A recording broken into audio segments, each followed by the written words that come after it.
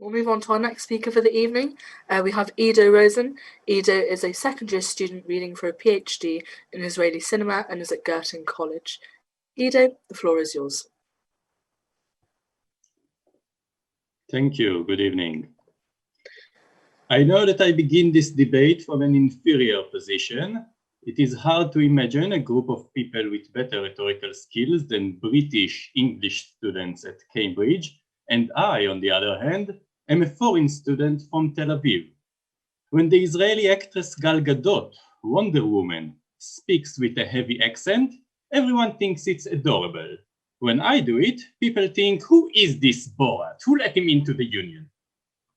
Despite the risk of making a fool of myself, it was important for me to be here. We have gathered for this so-called comedy debate, assumingly because the amount of genuinely funny jokes that we have heard so far is very debatable. But the issue which I am about to discuss is no laughing matter at all. If you would ask me, it is hardly a surprise that such a contemptible group as the Footlights would choose to salute a vile traitor as Guy Fawkes. You may dismiss it as merely a joke, but the Footlights do not only jeopardize the few remaining brain cells of the audience who comes watching them after a full day of Zooming classes, no, they threaten the safety of the whole world. I am about to reveal proofs that validates our long suspicion that the Cambridge Footlights have been secretly developing weapons of mass destruction.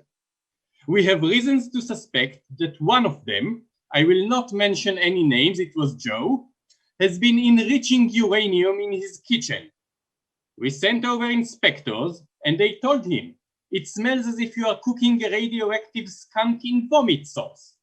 He insisted, I'm simply a terrible cook. I had to Google recipes for a hard-boiled egg. I buy food items at Poundland. I once tried to make a salad and it exploded. Well, he is not fooling anyone.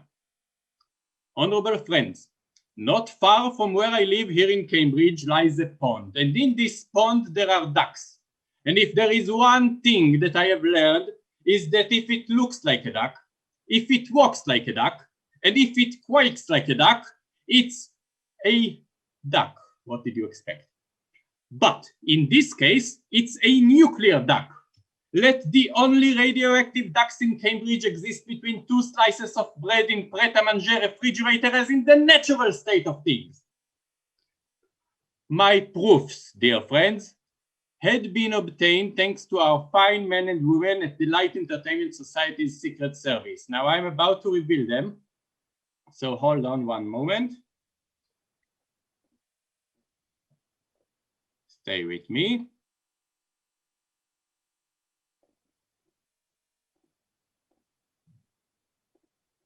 I hereby present 100 disks, which contains the entire data from the Footlights secretary's computer.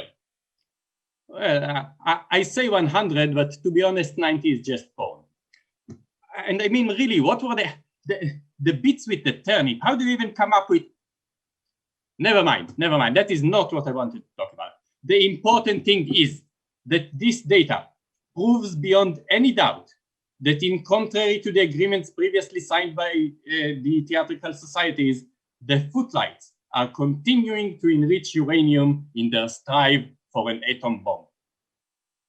For those of you who find it hard to grasp how immensely critical the situation currently is, I took the liberty of creating a diagram, or what the science scholars here in Cambridge like to call a poster that visually summarizes our intelligence reports. Now, once again, let me remind you, this is 100% scientifically accurate.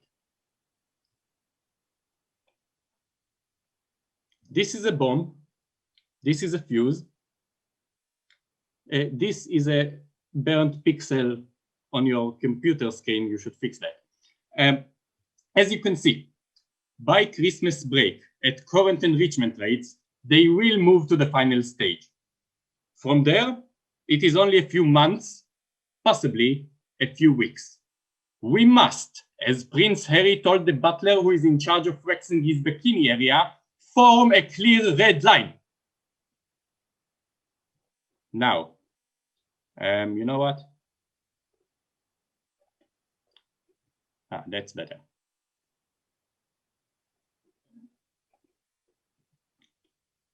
At this point, I was supposed to present psychiatric evaluations of the Footlights members.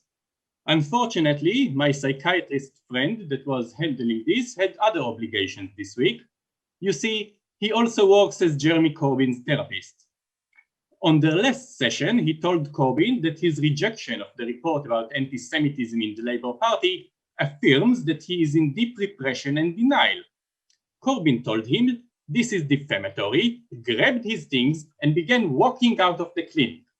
The therapist said, "Wait, what about my payment?" So Corbyn replied, "Oh, don't be such a Jew." The great late Israeli diplomat and Cambridge alumni Abba Evan once said, "History teaches us that men and nations behave wisely once they have exhausted all other alternatives.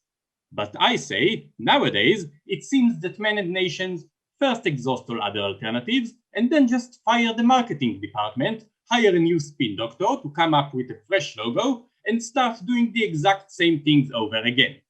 So please, let us for once behave wisely and acknowledge the bitter truth. Footlights simply cannot be trusted.